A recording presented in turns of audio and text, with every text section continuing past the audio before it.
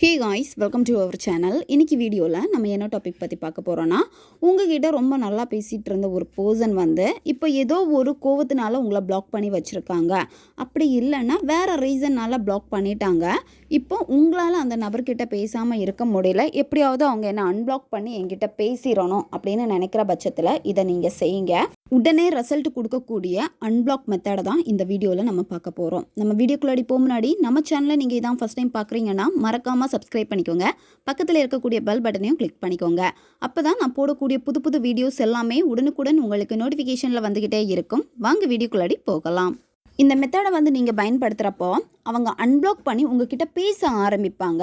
உங்களுடைய நினைவுகளை அதிகமாக தூண்டும். இப்போ உங்களை பிளாக் லிஸ்ட்டில் போட்டிருக்காங்க, ரொம்ப நாள் ஆகிடுச்சு, இல்லை ரொம்ப மந்த் ஆகிடுச்சு, உங்களுடைய நினைவே இல்லாமல் இருக்காங்க அப்படின்னா இதை நீங்கள் செய்கிறப்போ அந்த பர்சனுக்கு உங்களுடைய நினைவுகள் தூண்டப்படும். அதாவது அவங்க உங்களை நினச்சி ஏங்க ஆரம்பிப்பாங்க, அவங்களுக்கே பேசணும்னு தோணும். அவங்களே அன்பிளாக் பண்ணிவிட்டு உங்களுக்கு கால் பண்ணுவாங்க அல்லது மெசேஜ் பண்ணுவாங்க.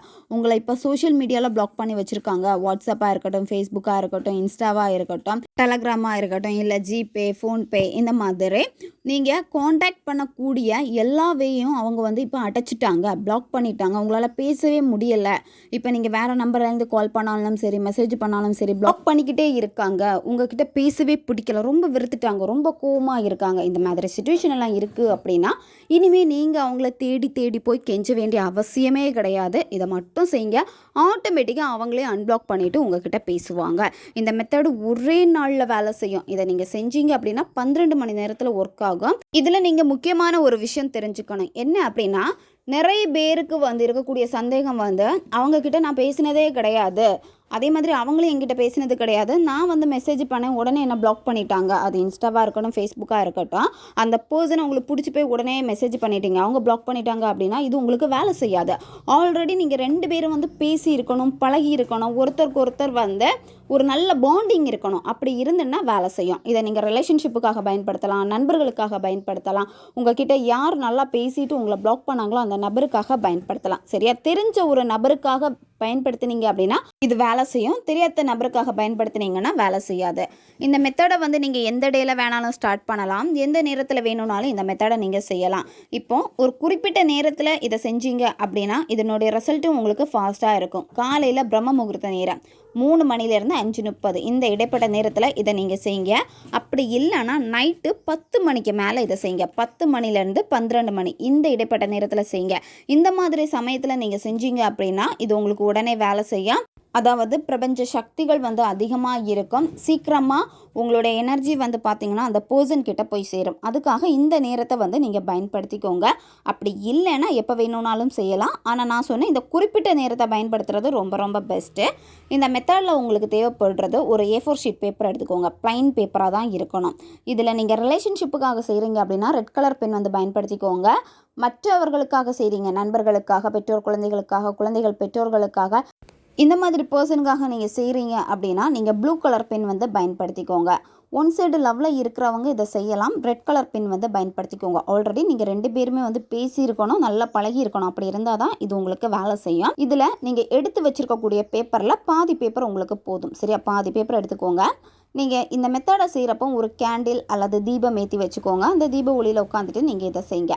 முதல்ல நீங்கள் என்ன பண்ணணும் அப்படின்னா உங்களுடைய மனதை நீங்கள் ஒருநிலைப்படுத்தணும். உங்களுடைய மூச்சை கவனிக்கணும். மெதுவாக மூச்சு ஆழமாக மூக்கு வழியாக உள்ளே இழுத்துட்டு 1 செகண்ட் ஹோல்டு பண்ணிவிட்டு வாய் வெளியே மூச்சை வெளியே விடுங்க. இந்த மாதிரி 10லேருந்து ஒரு 15 வாட்டி நீங்கள் செஞ்சால் போதும்.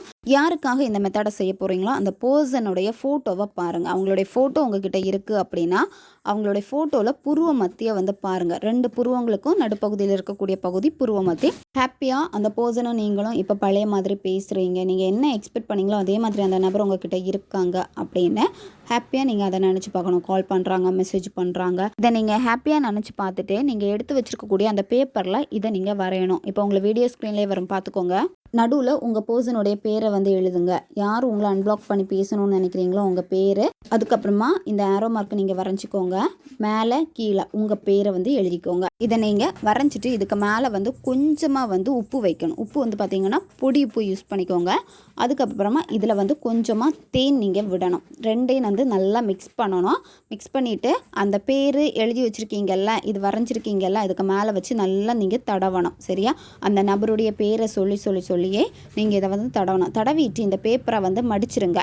2 அல்லது 3 மடிச்சுட்டு இந்த பேப்பரை வந்து நீங்கள் எரிச்சிடணும். கற்பூரம் அல்லது பச்சை கற்பூரம் வச்சுட்டு நீங்கள் வந்து அந்த மாதிரி எரிக்கலாம். அப்படி இல்லைன்னா நீங்கள் வந்து நார்மலாக நீங்கள் அந்த கேண்டில் நெருப்பில் காமிச்சு எரிக்கலாம். ஆனால் கையில் படாத மாதிரி நீங்கள் எரிச்சுக்கோங்க. ஃபுல்லாக சாம்பல் ஆக்கிடுங்க. இந்த சாம்பலை காற்றில் ஊதி விட்டுருங்க. சரியா? இதை நீங்கள் தொடர்ந்து வந்து 7 நாட்கள் கண்டினியூவாக செய்யணும். இது வந்து சில பேருக்கு வந்து பார்த்திங்கன்னா ஒர்க் ஆகுறதுக்கு கொஞ்சம் டைம் எடுக்கும். ஏன்னா உங்கள் மேலே அவ்வளோ வெறுப்பு கோவம் இருக்குது அப்படின்னா அவங்களுடைய மனசுக்குள்ளாடி உங்கள் தோட்டை திருப்பி திருப்பி ஏற்படுத்தணும் அப்படின்னா கண்டினியூவாக உங்களுடைய எனர்ஜியை அவங்களுடைய ஆள் மனசுக்கு வந்து நீங்கள் கொடுத்துக்கிட்டே இருக்கணும், அந்த வைப்ரேஷனை. சரியா?